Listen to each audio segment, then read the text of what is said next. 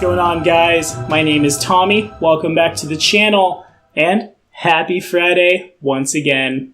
We're here for another episode of the Dragon Empires, a 5-minute tour. My work schedule has done some jumping lately, so I'm recording this a little ahead of the request line. I'm sorry if this cuts anybody off. We'll get to you as soon as possible. Today, we're going to talk about Lingshen. If you guys are liking what you're seeing, throw it in the comments. This episode of the Dragon Empires, a 5-minute tour, was brought to you in part by Joseph Citadino. Thanks for your help, brother. Now, here we go.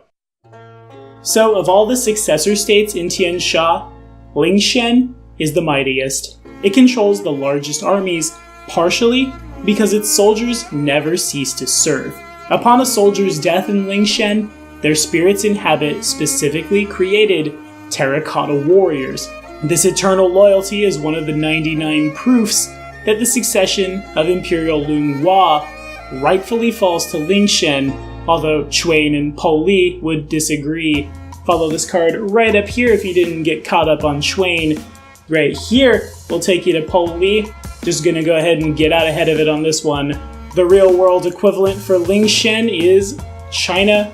After the fall of the Han, we're looking at Wei, we're looking at the Cao family, we're looking at the guy who basically won and then he died and his kids couldn't hold it together. So, Jin Dynasty, I suppose. Nevertheless, King Huang and his armies offer their foes one chance to surrender. Those who refuse are slain to the last man, woman, and child, even pets and livestock. These bodies are left to rot as a warning to others. Victims of these ruthless tactics consider King Huang a monster, while others back home celebrate his goal to unify the successor states. Each of King Huang's sons and daughters commands an army. While their loyalty to dad remains unquestioned, these generals frequently war among themselves. The king tolerates such strife only until it threatens the security of the nation. Then he steps in to chastise the one he deems the weaker, or more foolish, rewarding the more powerful with land and soldiers. But it's not all absolutely horrible. After war, the most honored skill amongst the nobles in Lingshen is calligraphy. Long before joining war colleges, the scions of Lingshen attend one of several celebrated writing schools. The rivalry amongst said schools is the leading cause of duels in all of Lingshen. There they learn to paint brushstrokes approaching aesthetic perfection. The content's not important, so one who composes doggerel and beautiful strokes is revered above a brilliant poet with bad handwriting, because after all, it is said that a commander who can write her strategy in the most perfect brushstrokes can be assured of victory. So yeah, right out the gate on this one, Lingshen spits in the eye of most of how life works on Galarian. A spirit is animating a construct.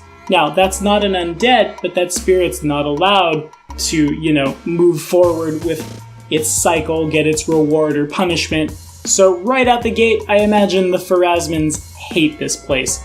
There's your adventure hook if you're not wanting to play Dynasty Warriors and send the Cao family out all over the place, which would be fun. But on the other side of that, Pharasma is probably pissed that this place exists. And I could definitely see a party of Pharasmans being sent here to right the balance. Also, it's definitely worth noting that a ranger is probably playable if you'll be fighting in Lingshen, humanoid humans, followed closely by constructs, because you'll be fighting terracotta soldiers.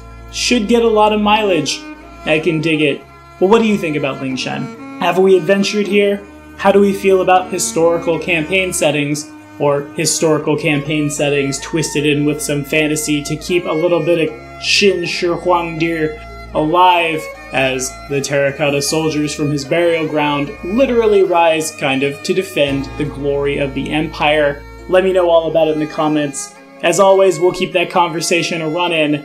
The next episode of the Dragon Empires, a 5-minute tour, drops next Friday.